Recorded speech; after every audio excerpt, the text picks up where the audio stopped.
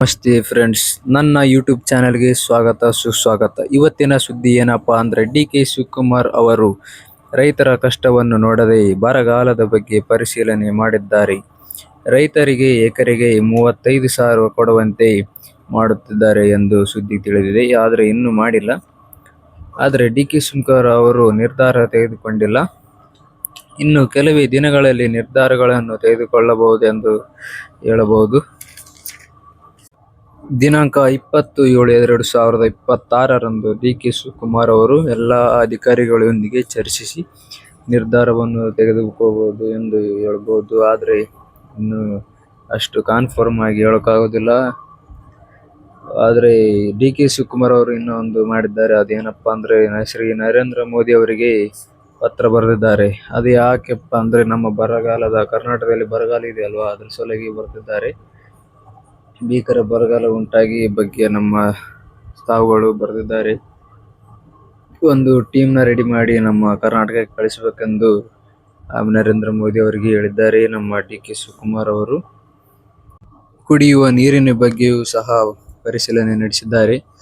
ಹಾಗೆ ಮೋದಿಜಿ ಅವರಿಗೂ ಪತ್ರವನ್ನು ಅದರಲ್ಲಿ ಬರೆದು ಹೇಳಿದ್ದಾರೆ. ಹಾಗೆ ಏನವಾಗಿದೆಪ್ಪ ಅಂದರೆ ಎಲ್ಲರೂ ಬೆಳೆ ವಿಮೆಯನ್ನು ಕಟ್ಟಬೇಕು.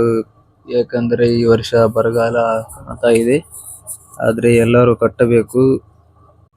ಕೆಲವೊಂದು ಜಿಲ್ಲೆಗಳಲ್ಲಿ ಹೋರಾಟವನ್ನು ನಡೆಸುತ್ತಿದ್ದಾರೆ. ಅಲ್ಲಿ ಎಕರೆಗೆ 50,000ದಂತೆ ಬರ ಘೋಷಣೆಯಲ್ಲಿ ಕೊಡಬೇಕೆಂದು ಹೇಳುತ್ತಿದ್ದಾರೆ.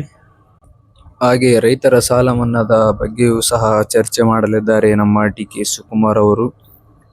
ಇವರು ನಮ್ಮ ರಾಜ್ಯದ ಕರ್ನಾಟಕದ ಮುಖ್ಯಮಂತ್ರಿ ಆಗಿ ಮೊನ್ನೆ ತಾನೇ ಬಂದಿದ್ದಾರೆ. ಆದರೆ ಇನ್ನು ಯಾವ ಕೆಲಸವೂ ಸಹ ಮಾಡುತ್ತಿಲ್ಲ. ಆದರೆ ಈ ಸಿಹಿ ಸುದ್ದಿ ಏನೆಂದರೆ ಹೆಣ್ಣು ಮಕ್ಕಳಿಗೆ 2,000 ಗೃಹಲಕ್ಷ್ಮಿ ಹಣವನ್ನು ಬಿಡುಗಡೆ ಮಾಡಿದ್ದಾರೆ. ಎಲ್ಲರಿಗೂ ಸಹ ಗೃಹಲಕ್ಷ್ಮಿ ಹಣ ಬಂದಿದೆ ಎಂದು ಕಮೆಂಟ್ ಮಾಡಿ ತಿಳಿಸಿ. ಆದರೆ ರೈತರಿಗೆ ತುಂಬ ಕಷ್ಟವಾಗುತ್ತಿದೆ. ಈಗ ಎಲ್ಲ ಮುಂಗಾರು ಮಳೆ ಆದ ನಂತರ ಈ ಮಳೆಯೂ ಸಹ ಬರುತ್ತಿದೆ ಒಂದು 2-3 ಕೆಲವು ದಿನಗಳ ಹಿಂದೆ. ಆದರೆ ಈ ಬರದ ಘೋಷಣೆ ಬಗ್ಗೆ ಅಂತಹ ನಂಬಿಕೆಯನ್ನು ಕೊಡಲಾಗುವುದಿಲ್ಲ. ಅಂತರ್ಜಲದ ಬಗ್ಗೆಯೂ ಸಹ, ಕುಡಿಯುವ ನೀರಿನ ಬಗ್ಗೆ, ಹನಿ ನೀರಾವರಿ ಇವೆಲ್ಲವನ್ನು ರೆಡಿ ಮಾಡ್ತಾ ಇದ್ದಾರೆ ನಮ್ಮ ಡಿ.ಕೆ. ಶಿವಕುಮಾರ್ ಅವರು. ತಾವುಗಳು ಎಲ್ಲರೂ ಸಹ ಕಮೆಂಟ್ ಮಾಡಿ. ವಿಡಿಯೋ ಇಷ್ಟ ಆದರೆ ಲೈಕ್ ಮಾಡಿ. ನನ್ನ ಚಾನಲನ್ನು ಸಬ್ಸ್ಕ್ರೈಬ್ ಮಾಡಿಕೊಳ್ಳಿ. ಧನ್ಯವಾದಗಳು.